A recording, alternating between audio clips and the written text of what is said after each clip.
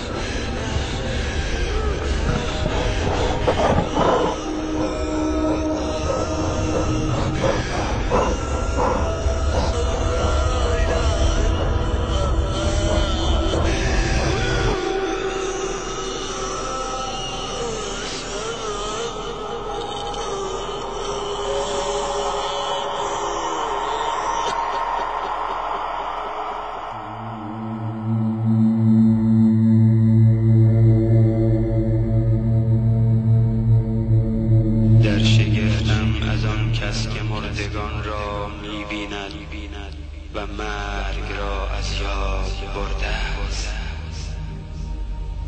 برای مرگ آماده باشید که اگر از آن فرار کنید شما را می‌یابد و اگر بر جای خود بمانید شما را می‌گیرد و اگر فراموشش کنید شما را از یاد نبرد و چون سایه‌ای تمام عمر در تعقیب شماست.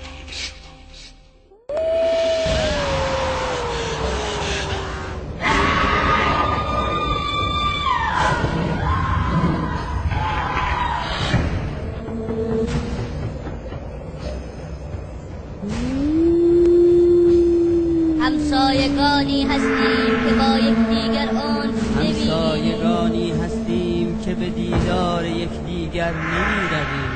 شدگانی که کسی انتظار ما را نمی‌کشد. با اینکه در یک جا گرد آمدیم تنهاییم، رفیقان یکدیگریم و از هم دوریم. زمین ما را در خود گرفت و از گوشت بدنهای ما خورد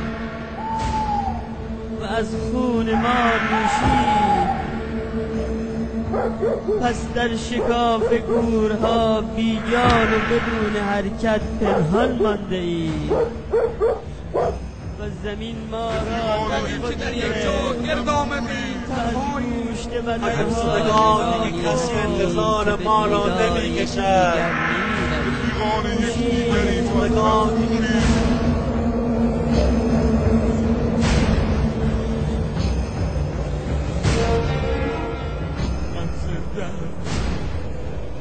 چرا کسی به حرف من گوش نمیده؟ صبر کنید بابا، من زنده‌ام، من زنده‌ام. منو کجا میبرید؟ صبر کنید، با شما صبر کنید.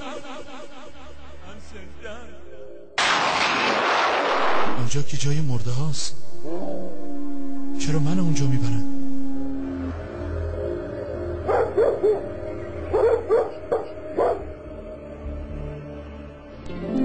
چرا یکم یواش خدایی چه خبره؟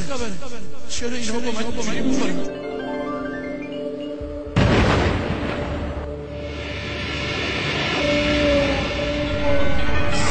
بزن.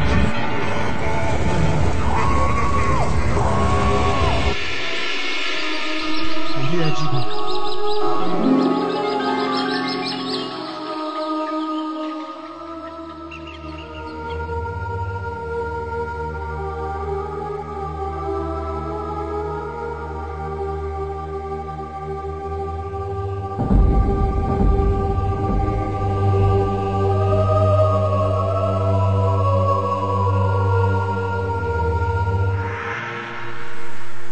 آجازه 20 سال پیش فوت کرده بود. بهتره یه نگاهی تو قبرش بندازم. یعنی هنوزم اونجاست؟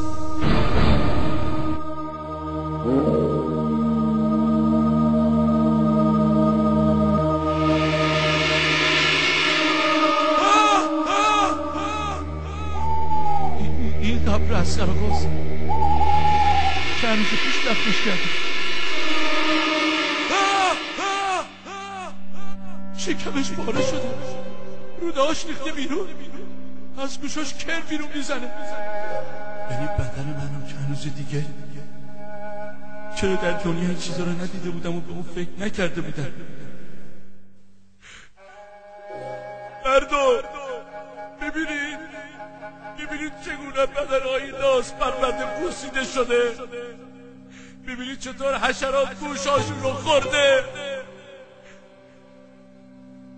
ببینید که چشماشون به جای سرمه پر از خاک گردیده. ببینید زبونهایی که با سرعت و فصاحت سخن میگفتن چطور پاره شدن. ببینید چطور تسلیم شدن. نه دستی برای دفاع دارن، نه قلبی برای زاری. ببینید، نه نمیبینید، همونطور که من نمیدیدم. یاد مرگ از دلهای شما رفته و آرزوهای فریبنده جای آن را گرفته است، همونطور که من و امثال من این گونه بودیم.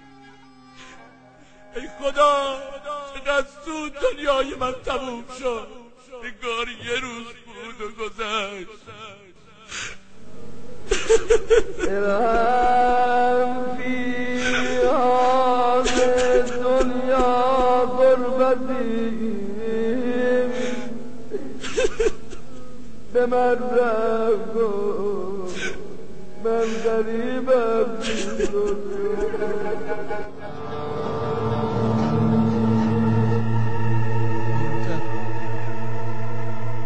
یکم یواشتر، آرومتر منو بذارین زمین، خواهش میکنم.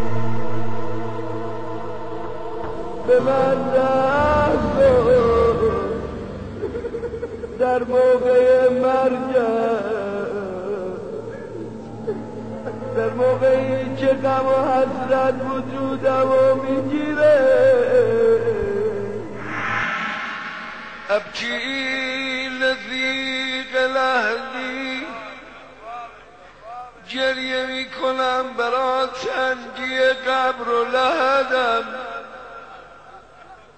دیدید یه وری آدمو میخوابونم سمت راست، بعد یکی میره یه مقدار خاکا رو